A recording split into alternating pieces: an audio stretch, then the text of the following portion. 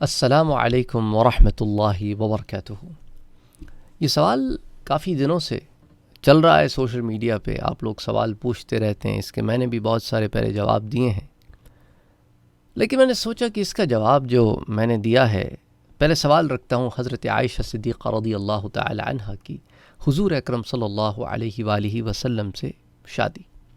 इसको लेकर हिंदू भी बहुत उछालते हैं, चाहे आप जो भी हैं इंटरनेट के ऊपर, ये आर्य ब्रदर्स हो गए, या फिर ये पुष्पिंद्रा हो गया, या पंडित हो गए, इनके ये भी बहुत उछालते हैं।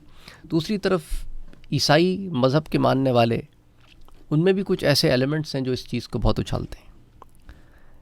मैं कहा कि इनको अगर कुरान करीम से दलील दी जाए, हदीस मुबारका से, सीरत नबवी से दलील दी जाए, तो ये इसको समझते नहीं।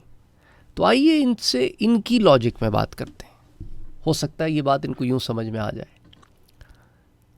अब इनसे एक सवाल मैं पूछता हूं कि हुजूर अकरम सल्लल्लाहु अलैहि वसल्लम की बीबी आयशा सिद्दीक़ा रज़ियल्लाहु तआला अन्हा से शादी हुई। बीबी आयशा सिद्दीक़ा रज़ियल्लाहु तआला अन्हा को इस शादी से कोई प्रॉब्लम नहीं थी, ना किसी हदीस से साबित है, ना कहीं से कुछ साबित है। तो ना शौहर को मसला, ना बीवी को मसला, तो आपको क्यों मसला है?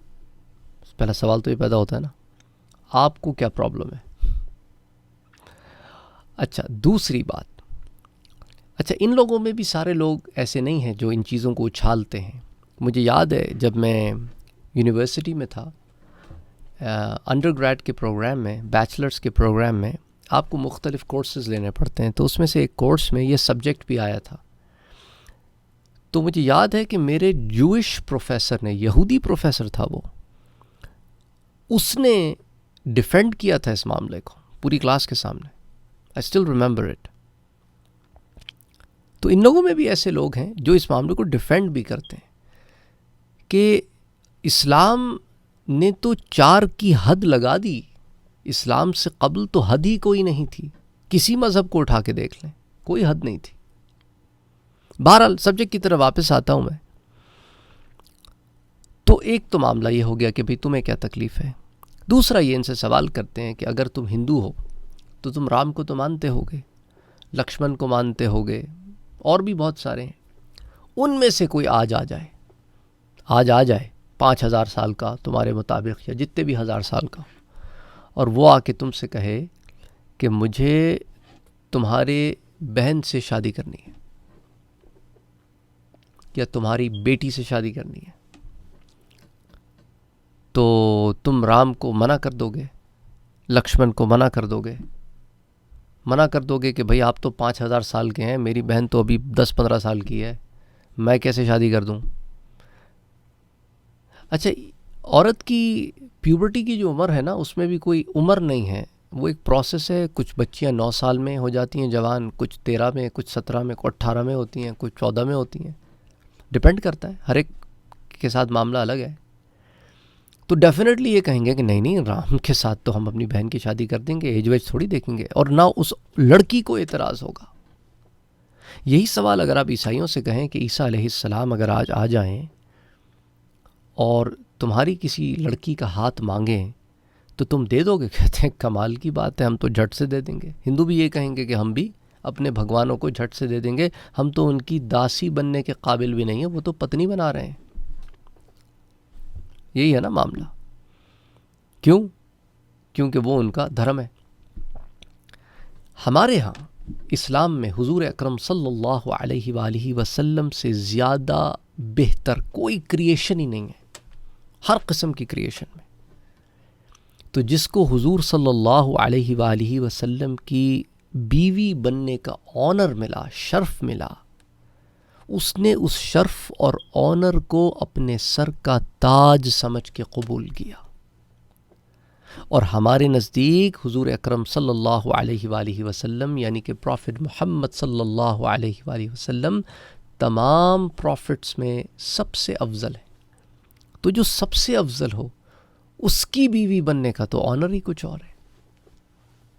और हुजूर अकरम सल्लल्लाहु अलैहि वसल्लम, प्रॉफिट मोहम्मद सल्लल्लाहु अलैहि वसल्लम की शादी मुबारक जो बीबी आयशा से हुई, उस वक्त उमर का जो मामला आप कह रहे हैं, ऐसे उमर के मामले उस ज़माने में होते थे, आम था। उमर का फ़र्क और हुजूर सल्लल्लाहु अलैहि वसल्लम की तमाम अज़वाज, बीबी आयशा के अलावा कोई बेवा है तो कोई और उम्र रसीदा है, इस तरह मुख्तलिफ मामलात हुए। किसी को तलाक़ हुई, तलाक़ याफ्ता से भी आपने शादी की, डिवोर्सी से, जिसको माशरे में ऐब समझते हैं, 1400 साल पहले ये ऐब मिटा दिया।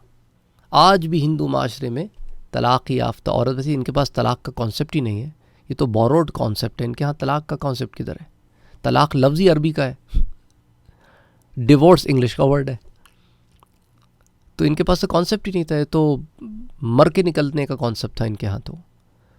तो आज भी हिंदू माशरे में अगर कोई बेवा हो जाए तो अब भी ऐसे लोग मौजूद हैं जो उसको बड़ा तंग करते हैं। इस्लाम ने तो 1400 साल पहले इस चीज़ को ख़त्म कर दिया माशरे से कि बेवा होना कोई गुनाह की बात नहीं है, तुम दोबारा घर बसा सकती हो।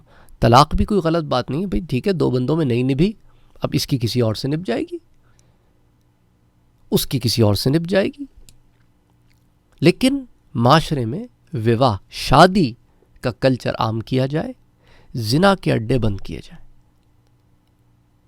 उम्मीद करता हूं कि इस एग्जाम्पल से इन्हें समझ में आ गया होगा। लेकिन जिसने नहीं समझना उसे आप समझा नहीं सकते, कि जिसने मानना ही नहीं है कि दूध सफ़ेद होता है और ज़िद पे है कि दूध नीला होता है, उसको आप लाख कोशिश कर लें, उसने मानना नहीं है, क्योंकि उसने तहिया कर लिया है कि उसने मानना नहीं है।